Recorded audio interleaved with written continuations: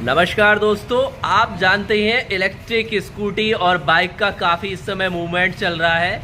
और आज हम आए हैं, अपने एक भाई हैं मनोज जादौन जी, इनके पास ब्रांड कौन सा है बात करेंगे इलेक्ट्रिक बाइक का। मनोज जी, आपका स्वागत है हमारे चैनल पर। और आज हम डिस्कस करेंगे कि इलेक्ट्रिक बाइक और स्कूटी या फिर कंपेयर करें पेट्रोल में किस में हमें बेनिफिट होगा या फिर किस में लॉस होता है। उन रियल फैक्ट पर हम बातें करने वाले हैं।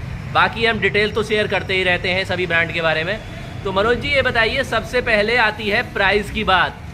तो प्राइस लेवल पर अगर हम और आप देखें कोई सा भी ब्रांड हो तो अप्रोक्स अब इस समय पेट्रोल और ये सेम टू सेम ही आते हैं इलेक्ट्रिक वाले। पेट्रोल जो लिथियम बैटरी की बात करें, इलेक्ट्रिक में लिथियम वेरिएंट जो है वो पेट्रोल व्हीकल के जस्ट इक्वलेंट बराबर से हैं। लेड वेरिएंट जो होते हैं वो थोड़ा डाउन में होते हैं, लेकिन कस्टमर आज का कस्टमर जागरूक कस्टमर है, वो सिर्फ लिथियम पे बात करता है और लिथियम की गाड़ी लेना चाहता है। इलेक्ट्रिक की बात करें तो वैसे लेने भी लिथियम की चाहिए क्योंकि उसका लाइफ जो स्पैन है वो काफ़ी ज़्यादा है। 4-5 साल बैटरी चल जाती है लिथियम की। यानी फर्ज करें अगर 3 साल कंपनी वारंटी दे रही तो 2 साल एक्स्ट्रा चलेगी। बिल्कुल, लगभग 1.5-2 साल एक्स्ट्रा चलती है। तो यानी प्राइस लेवल पर तो दोनों लगभग सेम टू सेम है। किसी भी ब्रांड के ले लें आप, लगभग सेम मिलेगी। तो अब एक बात सोचिए, अगर कोई कस्टमर इलेक्ट्रिक बाइक लेने का मूड मेकअप करके चलता है, जैसे आपके पास भी आते होंगे बहुत से कस्टमर, तो उनका फर्स्ट आप कह सकते हैं इम्प्रेशन क्या होता है? फर्स्ट जब कस्टमर इलेक्ट्रिक की बात करता है तो सेविंग की बात करता है और इको फ्रेंडली की बात करता है, ठीक है ना। जो कस्टमर हैं जो इलेक्ट्रिक पे जब आते हैं तो सबसे पहले उन्हें बचत चाहिए, और बचत 2 तरह की होती है, एक हमारी आर्थिक बचत और एक हमारे पर्यावरण को बचत। इन्वायरमेंट फ्रेंडली जो है हमारे पॉल्यूशन, जो बहुत सारा पॉल्यूशन होता है उससे इलेक्ट्रिक व्हीकल हमें बहुत सारी मदद करता है, पॉल्यूशन नहीं करता है। और इको फ्रेंडली है कि बहुत नाम मात्र के खर्चे पे हमारा पेट्रोल व्हीकल बहुत बड़ी सेविंग देता है हमारे लिए। तो सबसे पहले कस्टमर तो सेविंग की बात करता है, और सेविंग इलेक्ट्रिक में है भी। मात्र 5-10 रुपये के खर्चे पे पूरा दिन गाड़ी चल सकती है, जबकि पेट्रोल व्हीकल को इसी गाड़ी को चलाने के लिए 100, 150, 200 रुपये तक का खर्चा चाहिए। तो पर डे मान कितना भी कम चलाने वाला कस्टमर हो, पर डे की बात करें तो 50-100 रुपये डेली सेविंग उसे चाहिए, हो ही जाती है उसके पास। नॉर्मली महीने में अगर 1,500-2 हज़ार का लगा लीजिए, आराम से चला जाएगा। बिल्कुल, कितना भी कम चलाने वाला हो 1,500-2 हज़ार रुपये पर मंथ का सेविंग वो कर सकता है इलेक्ट्रिक से। अच्छा मनोज जी, एक मेन पॉइंट देखिए, यहाँ पर कोई कस्टमर इलेक्ट्रिक बाइक फर्ज कीजिए सेम प्राइस में परचेज करता है, सेम प्राइस में पेट्रोल की बाइक स्कूटी लेता है। जी। अब यहाँ पर एक मेन डिफरेंस होता है, आप भी मानेंगे इस बात को। आपने इलेक्ट्रिक बाइक ली, आपने एक बार पैसा इन्वेस्ट कर दिया, उसके बाद में आप केवल यूज़ करेंगे, प्राइस बेशक दोनों के सेम है। लेकिन अगर आप पेट्रोल का लेते हैं तो आप जो प्राइस वहाँ पर दे रहे हैं उसके बाद में आपके डेली का एक्सपेंस भी बढ़ता जा रहा है। ये तो मेन डिफरेंस है। फर्ज कीजिए आपने कोई 80 या 90 हज़ार में कोई स्कूटी ली किसी भी ब्रांड की, या मोटरसाइकिल ली 80-90 हज़ार में, इतने का ही आपने इलेक्ट्रिक लिया, और आपका डेली यूज़ नॉर्मली 2 व्हीलर का यूज भी 50-40 किलोमीटर से ज़्यादा होता ही नहीं है। अगर 50 किलोमीटर की बात करें तो इलेक्ट्रिक व्हीकल मात्र आपका 5 से 10 रुपये पर डे खर्चा होगा, जबकि पेट्रोल व्हीकल को 50 किलोमीटर में कम से कम 100 रुपये का तो पेट्रोल चाहिए, यानी महीने में 3,000 खा जाएगा आराम से पेट्रोल व्हीकल के लिए। और इलेक्ट्रिक व्हीकल के लिए 150 या 200 रुपये का पर डे चाहिए, पर मंथ चाहिए, आराम से चाहिए, ठीक है ना। अगर हम 3 साल की बात करें या 5 साल की लाइफ स्पैन की बात करें, एक पेट्रोल व्हीकल हम 5 साल चलाते हैं और इलेक्ट्रिक व्हीकल 5 साल चलाते हैं, तो पेट्रोल व्हीकल हमारा 5 साल में लगभग कितना भी कम नहीं तो 1.5 लाख रुपये का पेट्रोल का धुआं बना देगा। और एक इलेक्ट्रिक व्हीकल हमारा मात्र 10, 12, 15 हज़ार रुपये की बिजली के अंदर, इलेक्ट्रिसिटी के अंदर 5 साल चलेगा। अच्छा। और पेट्रोल व्हीकल 5 साल में कितना भी कम से कम जो सर्विस मेंटेनेंस का जो नॉर्मली सर्विस जो होती है, सर्विस की बात करें तो कम से कम तो 25-30 हज़ार रुपये सर्विस में ले जाता है पेट्रोल व्हीकल।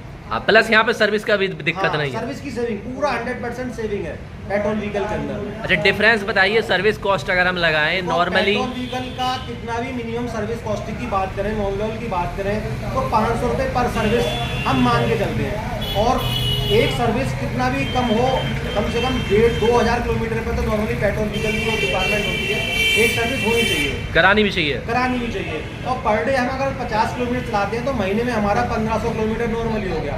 तो हम मानते हैं कि हम 2 महीने पर सर्विस करा रहे हैं, एक सर्विस 500 रुपये की करा रहे हैं, 2 महीने पर करा रहे हैं, तो साल में हमारा 6 सर्विस हो गया, और 5 साल में हमारा 30 सर्विस हो गया।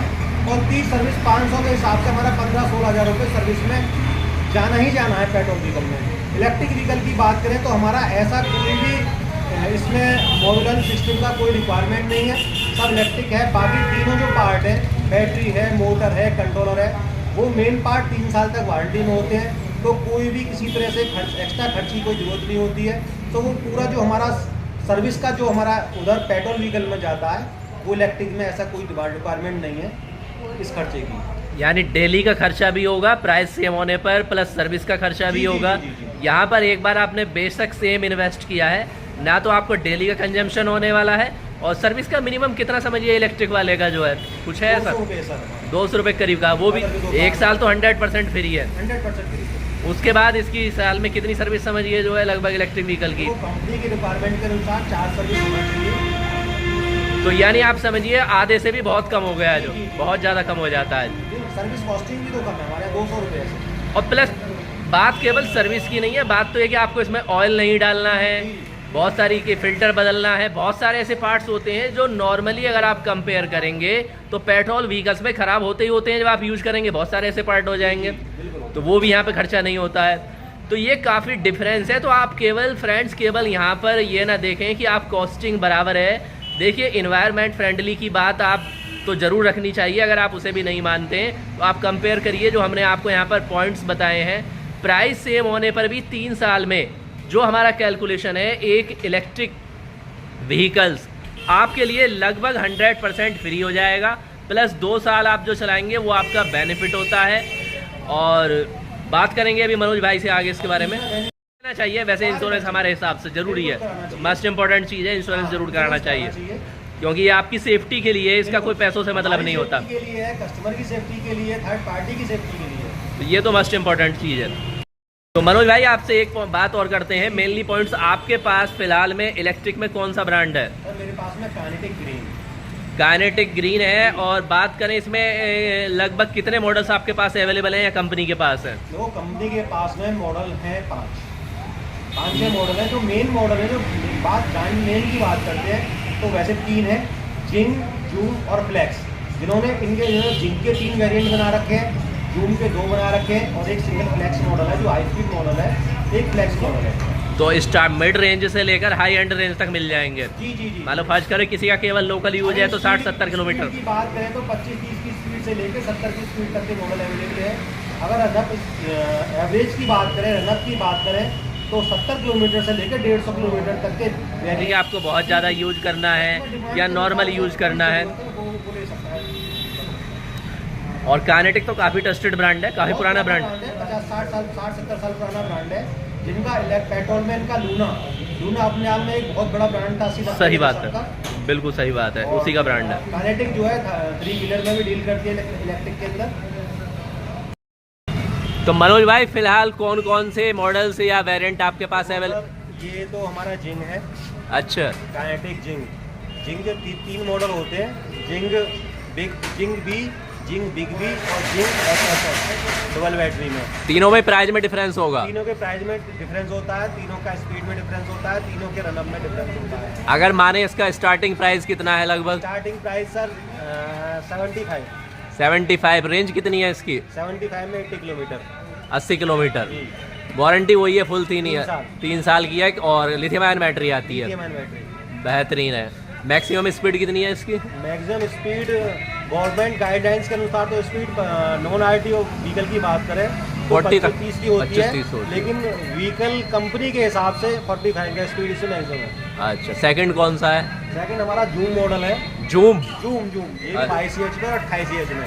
अच्छा, 22 CH का 70 किलोमीटर का रनअप होता है और 28 CH का 100 किलोमीटर का रनअप होता है। मैक्सिमम स्पीड की बात है तो वैसे 25-30 का स्पीड इसका गवर्नमेंट के हिसाब से मिलेगा। अच्छा, उसके बाद में इनका हाई स्पीड मॉडल है फ्लेक्स, जो इस अच्छा। मेरे पास में अवेलेबल नहीं है। अच्छा, हाई स्पीड वाला फ्लेक्स आता है जिसका 70-72 का स्पीड है और रनअप की बात करें तो 150 किलोमीटर के आसपास उसका रनअप है। 150 किलोमीटर के आसपास होता है, रेंज होता है सिंगल चार्जिंग पर। अच्छा, बाकी नॉर्मल अगर पेट्रोल व्हीकल से कंपेयर करें तो फाइनेंस वगैरह होता है इन पे? फाइनेंस होता है। अच्छा, फाइनेंस मिल जाएगा बिल्कुल 80 to 90%? नहीं सर, नॉन आरटीओ मॉडल पे मिलेगा आपको 70%। अच्छा, और आरटीओ मॉडल पे तो 80% भी है, 90% भी है, 100%। अच्छा, तो दूसरा प्रोफाइल के ऊपर डिपेंड है, मेन पॉइंट तो वही होता है। प्रोफाइल के ऊपर। ठीक है मनोज जी, धन्यवाद आज की बेस्ट इन्फॉर्मेशन के लिए और चैनल पर आने के लिए शुक्रिया।